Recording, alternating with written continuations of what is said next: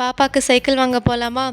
ரொம்ப நாளாக அவளுக்கு சைக்கிள் வாங்கணும்னு நினச்சிட்டே இருந்தோம். வீட்டு பக்கத்துலேயே ஒரு சைக்கிள் கடை இருக்குது. அவங்க வந்து ரீட்டெயிலும் பண்ணுவாங்க, ஹோல்சேல்லையும் கொடுப்பாங்க.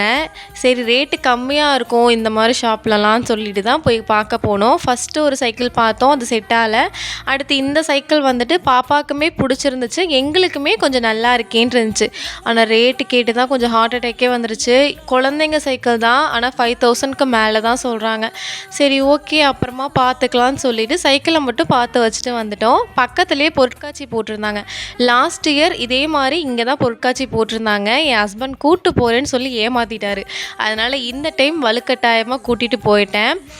என்ட்ரன்ஸ் எல்லாமே ரொம்ப சூப்பராக இருந்துச்சு. நிறைய மீன் இருந்தது. அதே மாதிரி இந்த பேர்ட்ஸ்லாம் வந்துட்டு கொஞ்சமாக வந்துட்டு ஒரு ரூமில் அப்படியே விட்டுருந்தாங்க, அடைச்சி வைக்காமல். அதுங்களுக்கும் பயம் இல்லை, எங்களை பார்த்துட்டு. ஆனால் எதுவுமே கிட்ட வரல, டிஸ்டன்ஸில் தான் இருந்துச்சு. ஆனால் ரொம்ப க்ளோஸில் பார்க்குற மாதிரி இருந்துச்சு. இது பேர் வேறு தெரியல. ஒன்று பச்சோந்தி மாதிரியும் ஒன்று உடக்கா மாதிரி தான் இருந்துச்சு. அப்புறம் கடல் கன்னி இருந்தாங்க.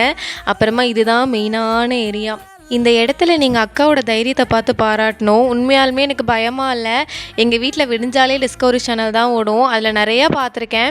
இதுதான் ஃபஸ்ட் டைம் நான் கையில் தொடுறது. ரொம்ப சாஃப்டாக இருந்துச்சு, அதே மாதிரி சைலண்டாக அது உண்டு அது வேலை உண்டுன்னு இருந்துச்சு. என்ன என் ஹஸ்பண்ட் தான் கொஞ்சம் பயந்துட்டார் அதை பார்த்து. அப்புறம் என்ன சும்மா ஃபுட்டெல்லாம் சாப்பிட்டுட்டு வீட்டுக்கு கிளம்பியாச்சு.